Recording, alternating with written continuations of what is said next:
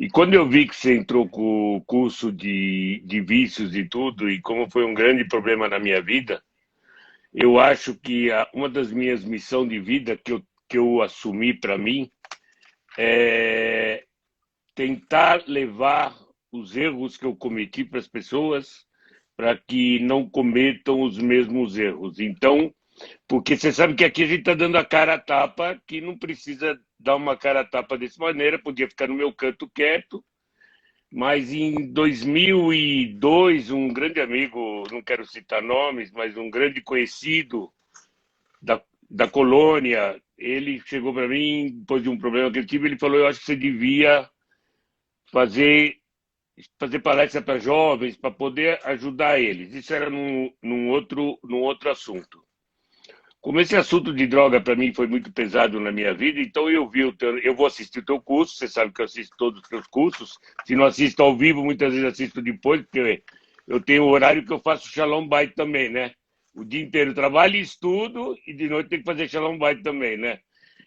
Tá certo. É... Obrigado por abrir tempo hoje à noite para gente. Não, e te lembrar também que a primeira palestra que eu comecei disso foi com você aí no Rio antes da pandemia. Não É de verdade. vícios. Eu te contei, eu estava no Rio de Janeiro, fui rezar na tua sinagoga e te contei qual era a minha pretensão do que eu queria fazer. Daí você falou que você não começa hoje aqui, que eu vou ter uma reunião de jovens. Eu falei, não, meu, eu não estou pronto para isso ainda. Você tá louco? Aí eu fui para casa, fiquei lá em casa, comecei a ler, aí eu te liguei, sabe de uma coisa? Vamos tentar, lembra disso?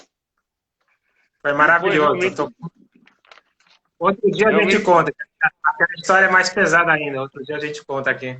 Mas hoje vamos para o que a gente se propôs. Eu vou começar de vícios do início para a gente poder depois chegar no grau mais pesado.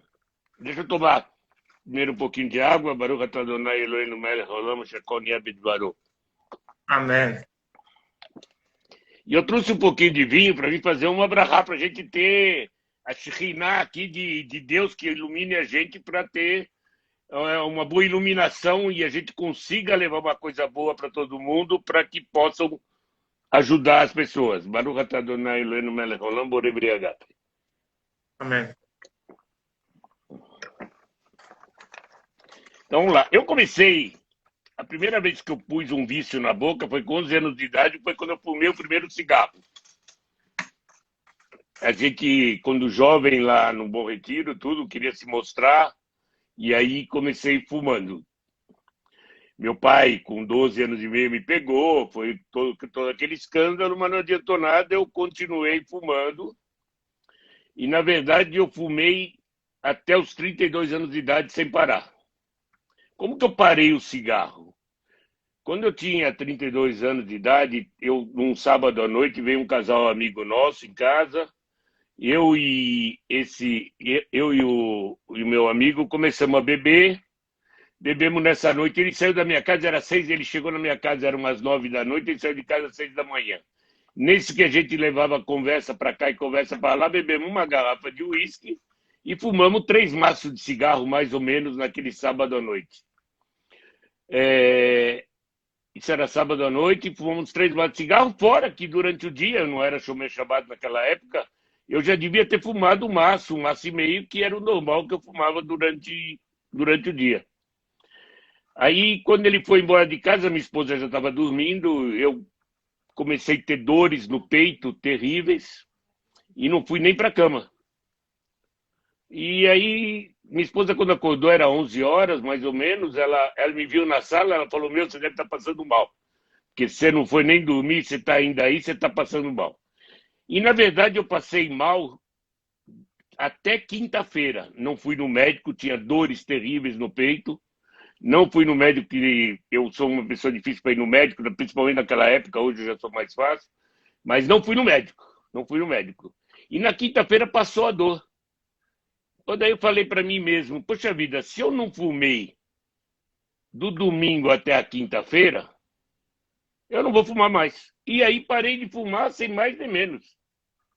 Que legal. isso foi... Aí mas eu parei de fumar cigarro e com essa idade, depois de alguns meses, eu comecei a fumar baseado, que é maconha, inclusive indicado por um psiquiatra, que eu estava muito gordo, eu fui no psiquiatra para tentar controlar minha cabeça.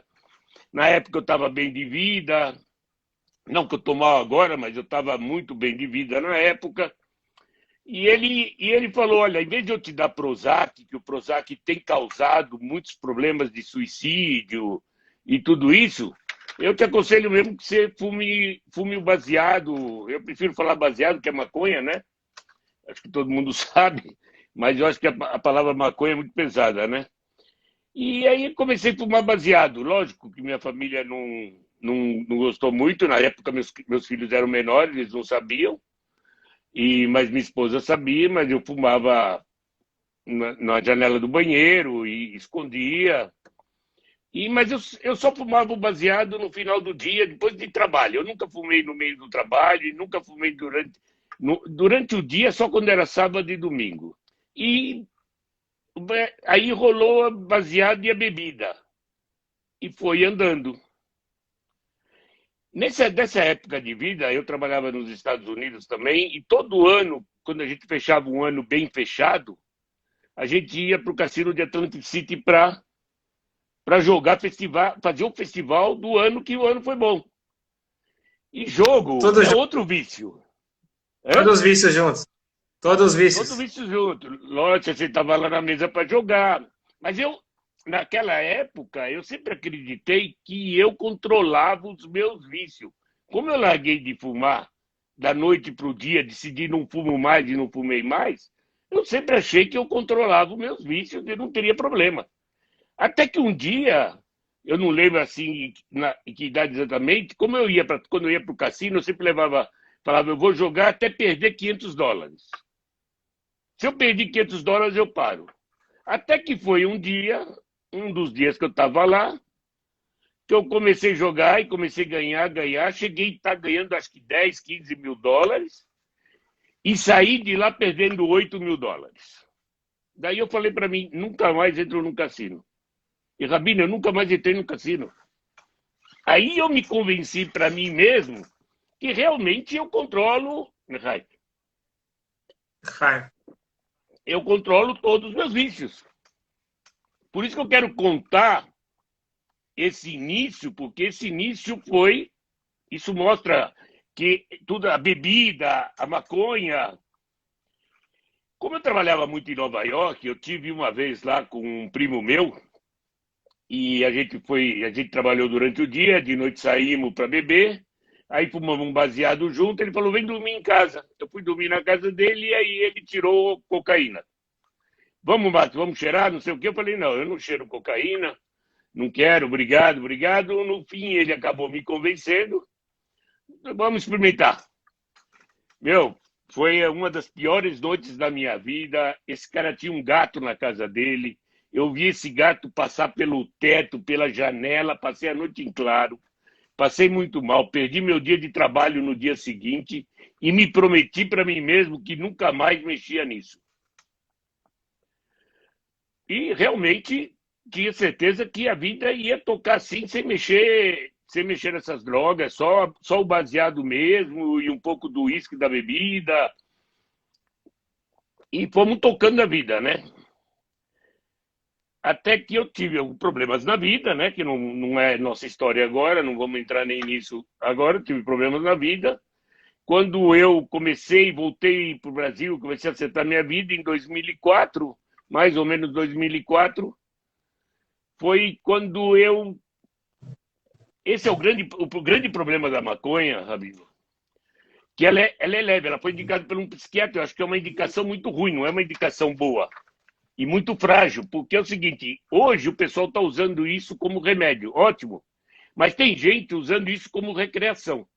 E na hora que você usa isso como recreação, na hora da recreação, realmente ele não é muito pesado, ele não é muito forte, mas ele é um grande degrau para as outras drogas.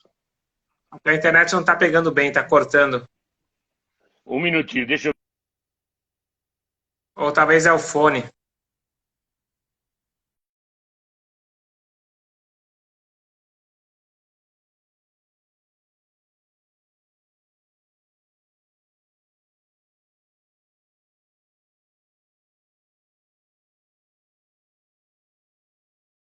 Ah, fazer alguma pergunta, já podem ir escrevendo, depois a gente vê.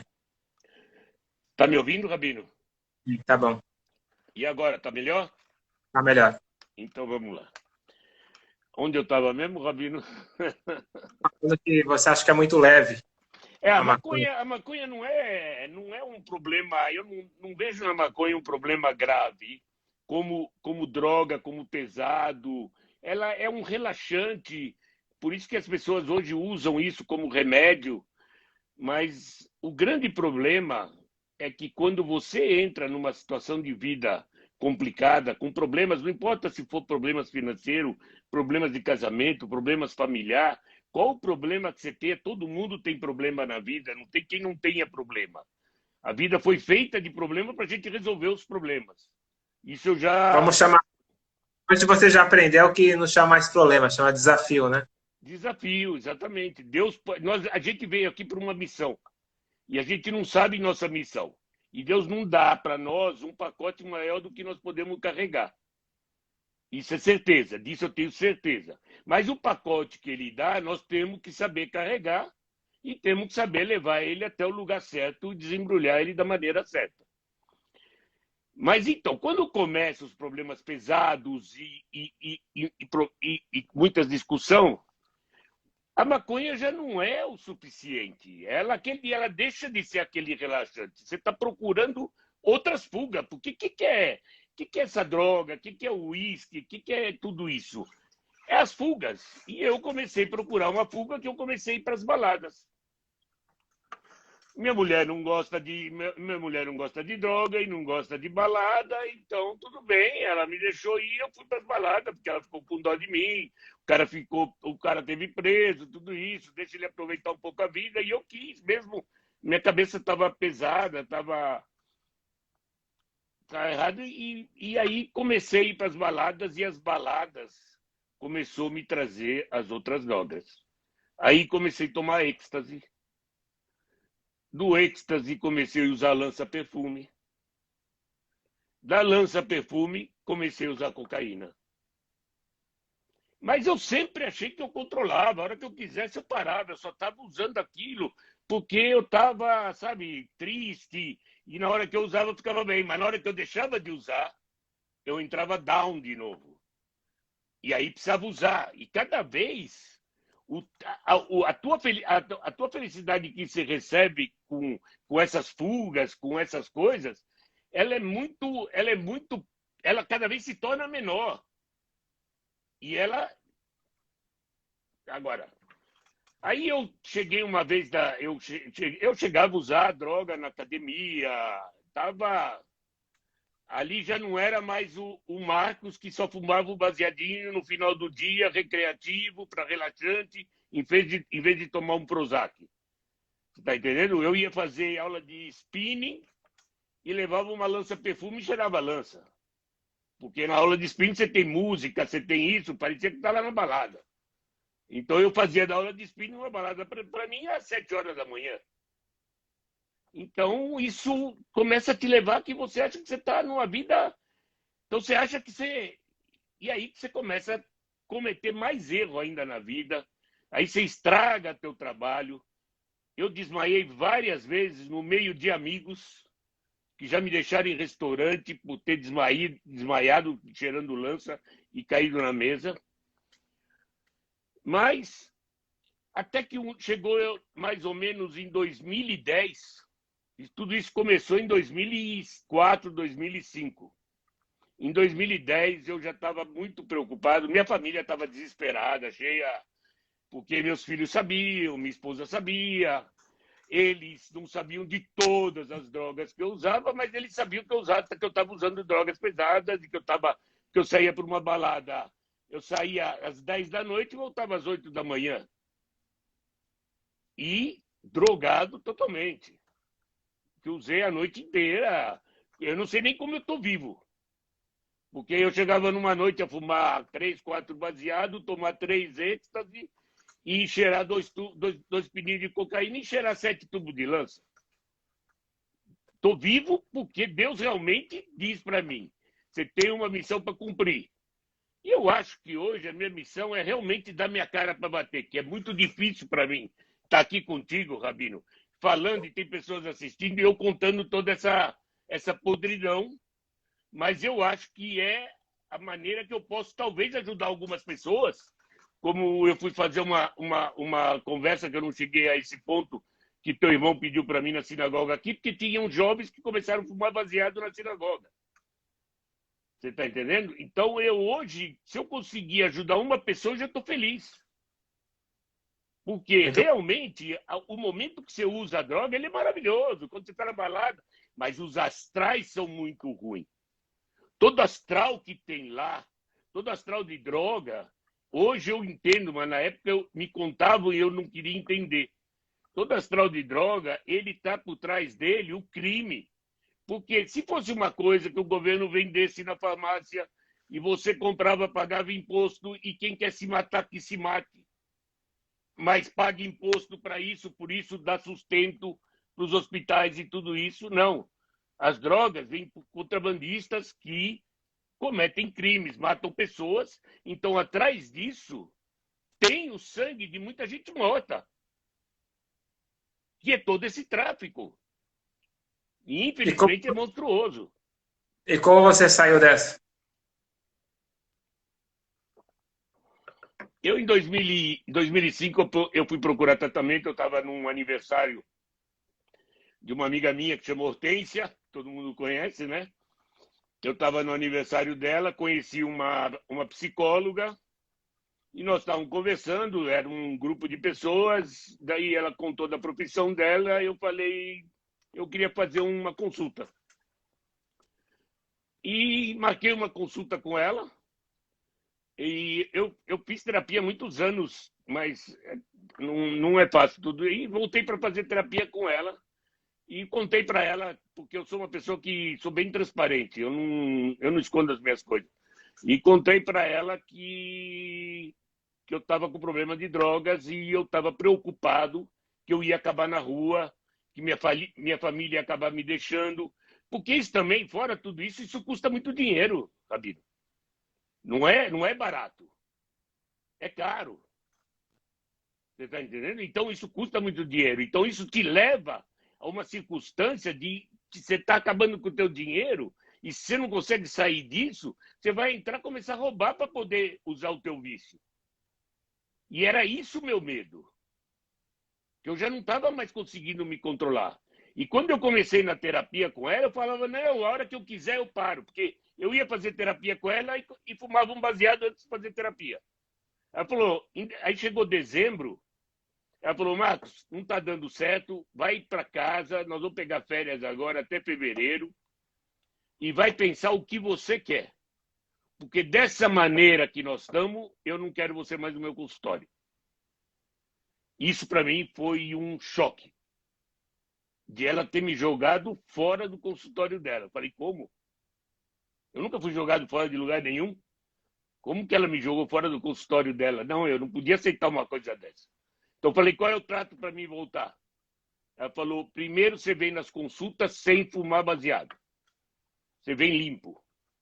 O que você vai fazer depois, nós vamos ver depois. E foi aí que eu comecei a ir nas consultas sem fumar baseado. E fumava depois. Então isso começou a ajudar. Aí ela viu que a minha situação precisava de talvez ajuda de remédios. Então ela indicou um psiquiatra, o qual eu fui um psiquiatra do Albert Einstein. Eu fui me consultar com ele e eu fazia as duas terapias, tanto a psiquiatria como ela. E como eu achava que eu parava qualquer droga, eu parava vício, qualquer vício a hora que eu quisesse, mas eu vou te dizer uma coisa, Rabino, a cocaína é o fim do mundo. Essa leva você para o fim do mundo, para o abismo, para acabar, essa não dá para largar. É muito difícil. É muito difícil. Inclusive, esse médico, ele chegou para mim, Marcos, vamos tentar fazer um tratamento da seguinte maneira. Você vai, quando você tiver vontade de usar a cocaína, você vai usar lança-perfume. Porque vai ser mais fácil tirar a lança-perfume de você do que a cocaína. Então, olha a loucura que a gente chegou. E a lança-perfume, você tem umas paradas, você desmaia, você de vez em quando dá umas viagens muito doidas, mas eu nem sei como eu deixei que eu fizesse tudo isso. Tendo uma família como eu tenho, tendo meus filhos, tinha neto já. Até que foi 2015, eu estava muito mal de saúde, fiz uma viagem para Curitiba com um sócio meu, para trabalhar. Inclusive, o cara que nós fomos atender em Curitiba, ele vira para o meu sócio e fala, olha, eu, se fosse você, quando acabasse essa viagem, levaria ele direto para o hospital.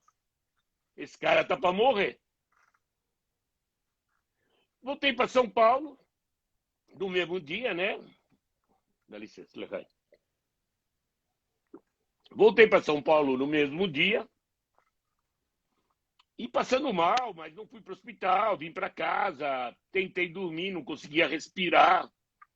Aí, 3 horas da manhã, não dormia, levantei da cama e falei, vou para o escritório. Comecei a pôr a roupa para ir para o escritório e a Clarice, minha esposa, ouviu que eu estava saindo. Ele falou, para onde você vai essa hora da manhã? Aí eu vou ficar no escritório e vou trabalhar. A essa hora da manhã você vai para o escritório trabalhar? Vou para o escritório trabalhar. Você está passando mal. Nós vamos para o hospital. Eu estou vendo como você está. Eu falei, não vou para o hospital, fica tranquilo, eu vou para o escritório trabalhar. Ele falou, se você não for comigo para o hospital agora, eu vou ligar para o teu filho, eu vou pedir para ele te levar.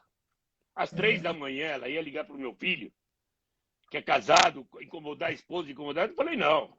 Então vamos para o hospital. Gabriel, eu cheguei no hospital, eu não vi mais nada. Eu entrei direto para a UTI e ali fiquei 3 dias desacordado, que eu nem lembro o que aconteceu nesses 3 dias. Entubado, que me entubaram todo, meu pulmão quase colou. E o médico chegou para o meu filho nesses 3 dias, depois meu filho me contou, e falou, olha, teu pai tem 20% de chance de sair daqui. E olhe lá. Se a gente conseguir salvar ele, vai ser muito. Chegou um dia, depois de 3 dias, de repente, eu abro meus olhos assim, eu estou amarrado nas pernas e nos braços, não sabia onde eu estava, e comecei a acreditar que minha esposa cumpriu a promessa dela de me internar, que ela queria muito me internar numa clínica, que eu era um dependente químico e não sei o quê, e eu brigava com ela que eu não era dependente químico e que parava a hora que eu quisesse. Eu estava amarrado com os braços e pernas e todo entubado e não sabia onde estava. Aí as enfermeiras vieram, começaram a ver, elas precisavam me dar um banho e eu já tinha preparado para, inclusive, arrancar tudo aquilo. Na hora que elas relaxaram as cordas da mão, eu arranquei tudo, arranquei os tubos de dentro, o médico começou a gritar, você vai se matar? Você vai se matar? O que você está fazendo? Para! E segurou as meninas. Eu falei, eu quero saber onde eu estou e onde está minha família, antes de mais nada. Isso depois de 3 dias, Gabriel, dentro de uma UTI. Daí ele falou, você está no Samaritano, dentro de uma UTI, é 3 da manhã, tua família está em contato com a gente direto, eu quero ver minha família, eu quero falar com minha família. Então, olha, se acalma. As enfermeiras queriam ver como faziam para me entubar de novo. O médico falou, não, põe o ar para ele, não vamos entubar agora, vamos ver como isso vai reagir. Aí minha esposa ligaram para minha casa, minha esposa veio para o hospital na mesma hora para dar apoio. Eu fiquei 3 semanas na UTI, Rabino. Todo mundo diz que quando tem esses problemas que tá para morrer, eles passam por um túnel branco, né? Chega lá em cima, tem umas nuvens, um paraíso, uns jardins, né? Eu vi o inferno. Eu passei por 2 semanas vendo monstros, tendo brigas, Realmente eu vi o inferno. Vendo gente construindo um segundo hospital dentro do hospital e que queriam matar as pessoas e brigar. Eu pensei que estava no inferno. Eu passei 2 semanas brigando, porque eles também não conseguiam acertar os remédios para me trazer de volta. Então, realmente, quem vê isso que vai, então deve ser pessoas que merecem ir para onde estão indo, porque eu estava merecendo que Deus o livre se eu tiver que ir para o lugar que eu tive essas 3 semanas. Então, tive 3 semanas de UTI, saí da UTI, fiquei mais 2 semanas no quarto e depois voltei para casa.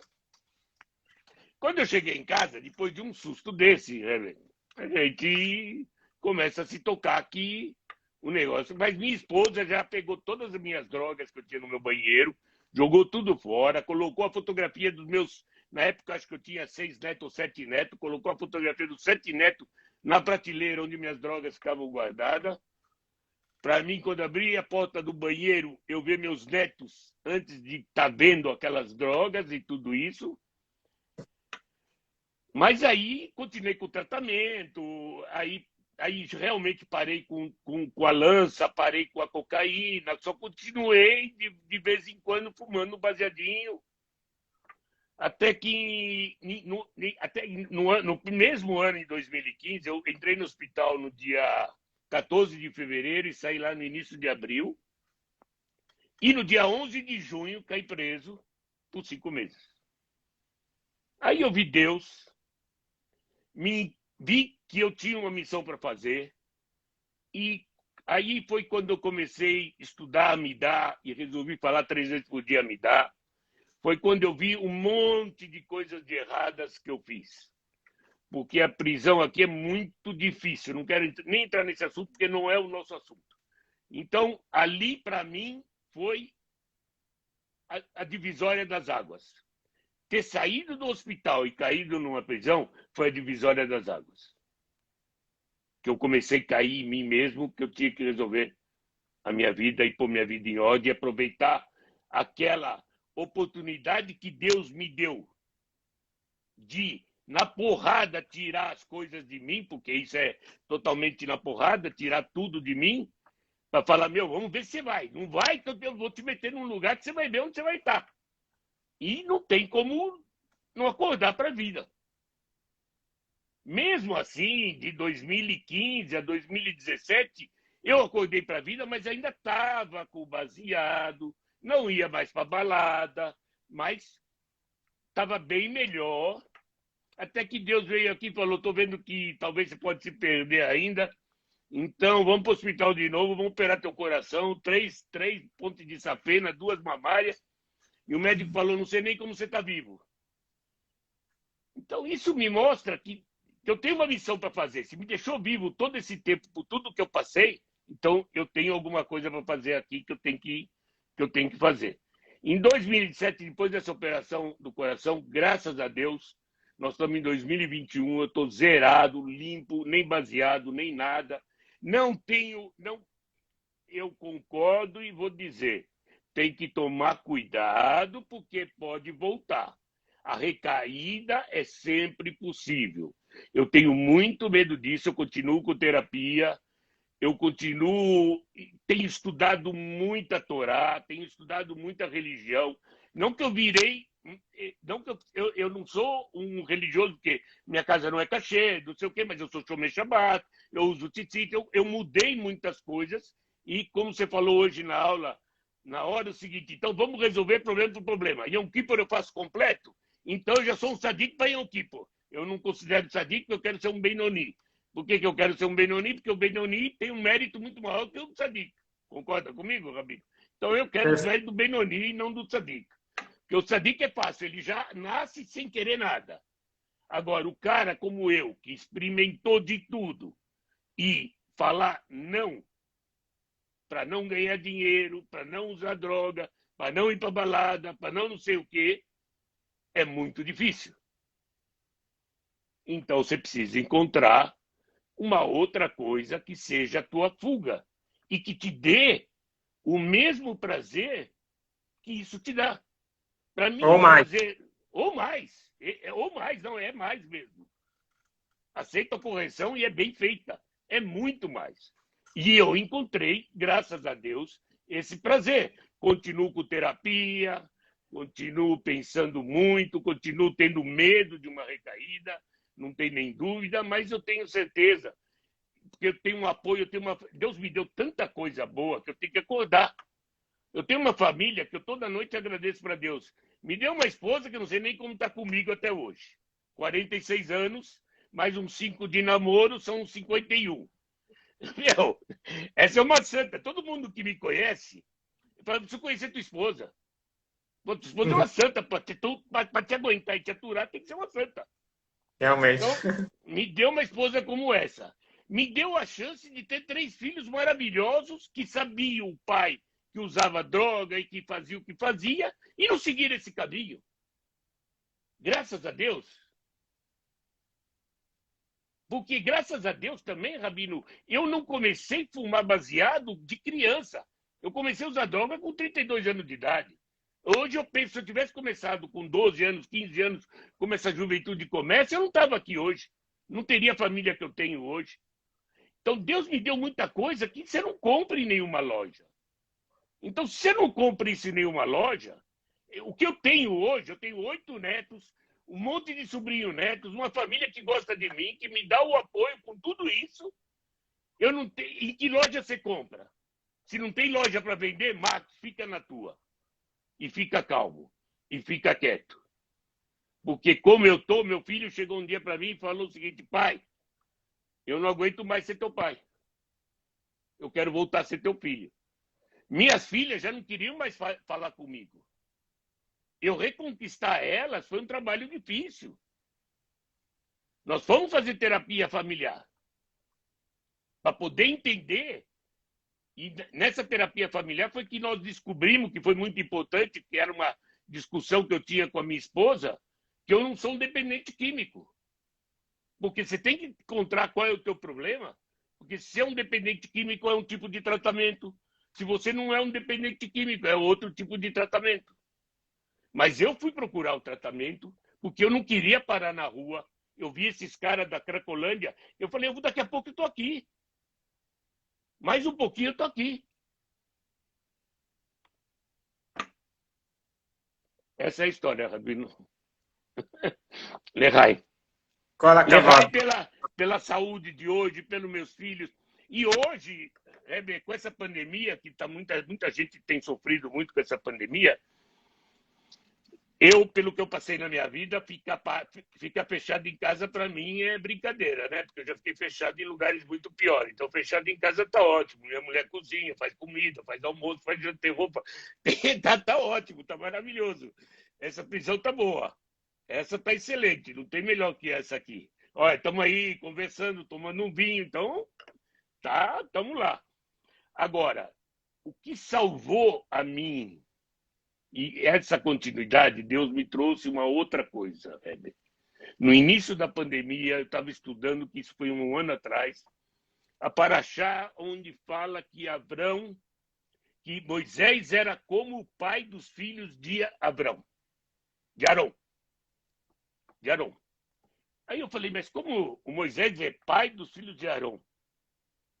Por quê? Porque ele ensinava a Torá para os filhos de Arão. E quem ensina a Torá é tanto como um pai, ou mais que um pai. Está acima do pai quem ensina a Torá para crianças. Aí eu estava sentado na minha mesa, estudando, início da pandemia. Deixa eu beber um pouquinho. Minha boca seca. Início da pandemia. Aí eu comecei a pensar, eu falei, sabe de uma coisa? Eu sei que eu errei muito na minha vida. E eu não passei, e eu vi que eu não passei para os meus filhos, eu dei a religião para eles. Lógico que eles nasceram de uma mãe judia, nós frequentávamos sinagoga, fazíamos peixe, fazíamos Yom Kippur, a gente jejua. A gente tinha aquela tradição, o que se chama tradição judaica, certo? Então isso eu passei para eles, mas eu nunca ensinei Torá para eles. E eu estava gostando muito de estudar Torá. Isso estava salvando, estava me tirando fora de outros problemas. Não, eu falo o seguinte, hoje eu tenho certeza que ser judeu é um conceito de vida, não é uma religião. Disso eu tenho certeza. E é esse conceito de vida que me veio a ideia, falar, poxa vida, eu tenho 8 netos e os sobrinhos netos. Se eu não ensinei Torá para os meus filhos, vou ensinar para eles. Ensinar não, porque eu não tenho capacidade de ensinar, que eu não sou professor e eu estou aprendendo. Vou estudar com eles. Vou estudar Torá com eles. E criei um momento com o Zeider de 15 minutos toda semana, no domingo, às 6:30 da tarde. Eu me reúno com eles e trago os assuntos da semana e a gente estuda junto. E isso, para mim, está sendo a minha salvação. Eu falo isso para os meus netos. Não sou eu que estou dando para vocês. Vocês estão dando para mim. Vocês estão salvando a vida dos entes de vocês. Porque isso me dá o prazer de estar aqui de novo e estudar a semana inteira. Porque para mim conversar com eles de Torá no domingo, eu preciso estudar. Porque eu fazer negócio, eu sei fazer sem estudar, sem preparar, porque isso é o que eu mais sabia. Mas para isso você precisa estudar e precisa se preparar. E é isso que está sustentando hoje a minha família junto comigo. É o pilar hoje da minha família, é o pilar de tudo isso. E a união nossa está baseada em tudo isso. Graças a Deus, Heber. Se tem mais coisa para falar, acho que não tem. Eu falei o... Não, você é uma inspiração. A gente vê que... Lechaim, pessoas às vezes acham que não tem volta. Você mostra que sempre tem volta.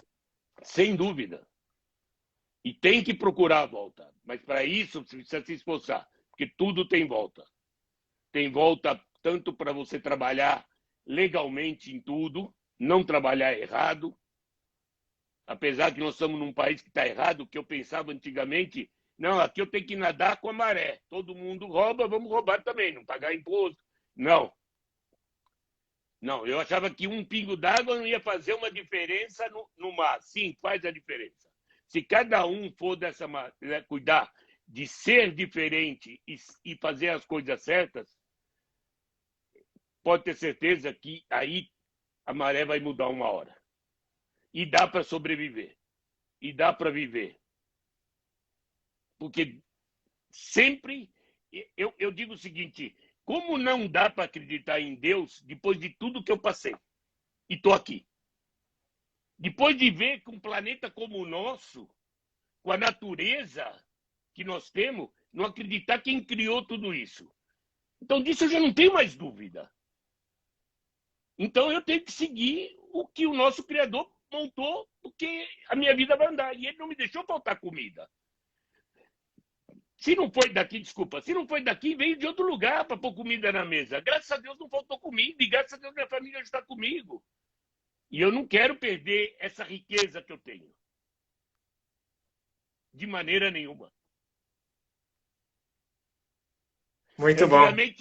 Antigamente eu tinha um sonho, eu sempre falava, inclusive, para os meus filhos, que quando eu morrer, meu enterro começa à meia-noite com o caixão, a tampa de vidro, de pé, balada, lança perfume para todo mundo, droga para todo mundo. Nós vamos fazer uma balada no cemitério da meia-noite às 6, só às 6 da manhã me enterra. Eu hoje não quero isso. Hoje eu vejo diferente. Graças a Deus. Continue assim. Continue. Obrigado pela oportunidade. Não é fácil, é difícil, mas eu acho que se eu conseguir ajudar uma única pessoa, para mim está ótimo. Já vai ajudar. Dizem que conselho, se fosse bom, não se dava de graça. Mas eu digo o seguinte, olha, se eu estou vivo, me escutem, não vale a pena passar pelo que eu passei. Eu cheguei a ver o inferno em mim. E tenho testemunha, tive muitos amigos que já me viram desmaiar no meio de lugares e falar, Marcos, eu não consigo mais sair com você, não quero, fica aí. Então, não vale a pena. Gosto da minha vida que eu tenho hoje. Calma, tranquila. Parabéns pela coragem, parabéns por todo o caminho árduo que você percorreu e o belo resultado. Que a Hashem continue te dando muita saúde, muita força e continue sendo uma inspiração para várias pessoas que você é e continue ajudando cada um a encontrar o seu caminho. Bezerra Hashem. Obrigado. Obrigado, Rebê. noite. Boa E noite. Boa fica aqui noite. o convite para todo mundo, se Deus quiser. Segunda-feira a gente vai começar a Maratona do Equilíbrio. Vamos ver se a gente consegue ajudar algumas pessoas a reequilibrar a vida, cada um encontrar seu equilíbrio interno. Muito importante. Vai ser um sucesso, tenho certeza. Se Deus quiser. Quem não se inscreveu ainda dá tempo. academy.mayan.org.br. Vou colocar aqui embaixo o link. Uma boa noite a todos. Boa noite, Marcos.